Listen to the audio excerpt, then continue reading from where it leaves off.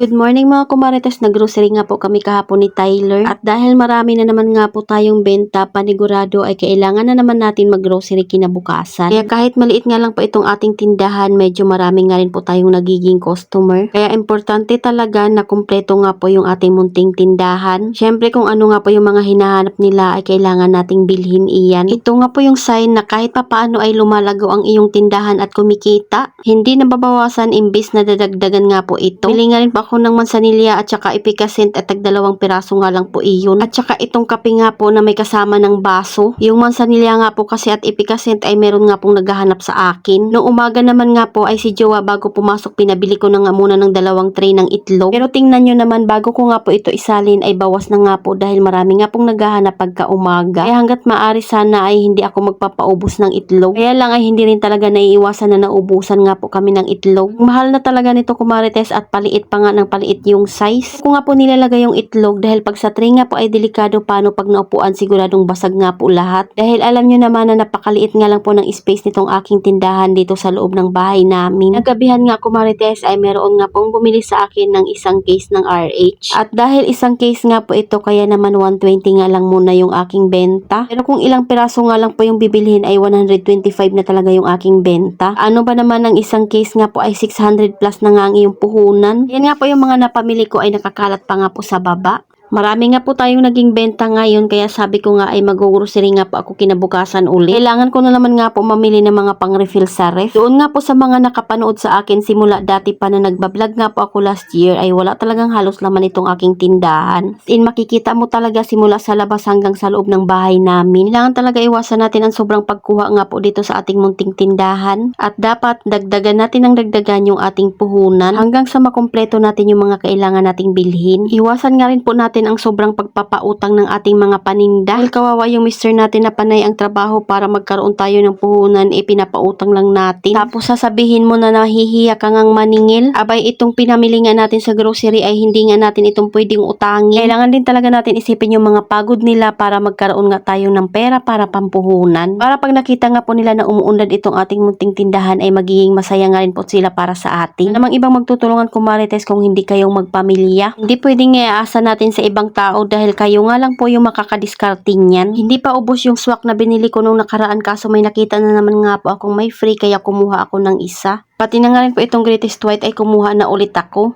Dahil minsan ay dito na lang talaga tayo bumabawi sa mga palibre na isa. Habang tuloy-tuloy nga po tayo sa ating pagdi-display ayan at kahit papaano tuloy-tuloy nga rin po yung ating customer.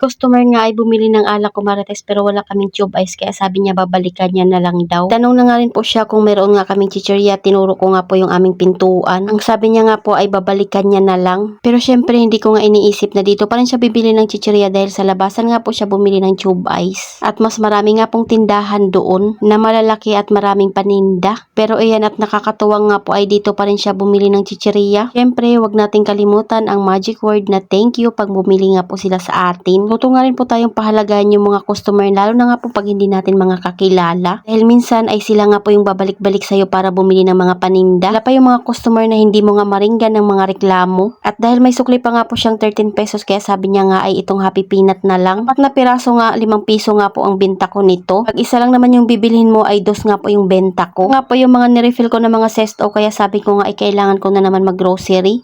O di ba halos araw-araw tayo namimili kumarites? Ito yung advantage pag kaunti lang yung nakakautang sa atin. Papaikot mo talaga ng ayos yung iyong puhunan. Kaya pag merong umuutang sa akin ng mga maramihan ay nililimitahan ko talaga. Sabihan ko nga po na yan na lang muna yung pwede nilang utangin para at least alam nila na hindi na nga muna ulit sila makakakuha. Ang ending ay hindi na nga ulit sila bibili sa akin. O di ba ganun talaga pag nagpapautang ka kumarites? Isa sa hindi ka nagpapautang. Pinagbibigyan ko rin naman yung iba kumarites na kumuha dito, lalo na nga po pag sunod-sunod yung bili dito sa akin. Pero hindi ko na talaga pinapakuha ng malakihan para mabilis mabayaran nga po nila iyon. Meron nga pong sumubok sa akin ulit umutang. Ang sabi ko nga ay bayaran na muna yung inutang nung nakaraan. Tapos nung hindi nga po nakautang kumarites, abay biglang mayroong pambili.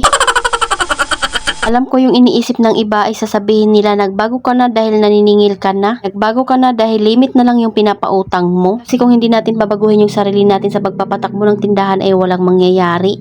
Paulit-ulit lang na mawawalan ka ng puhunan at mauubusan ng paninda. Ganun nga po yung magiging ending, lalo na nga po yung puhunan ay utang din. So ayun lang muna kumarites. Salamat sa panonood. Follow for more. God bless us. At sana i-share nyo na nga rin po itong aking video.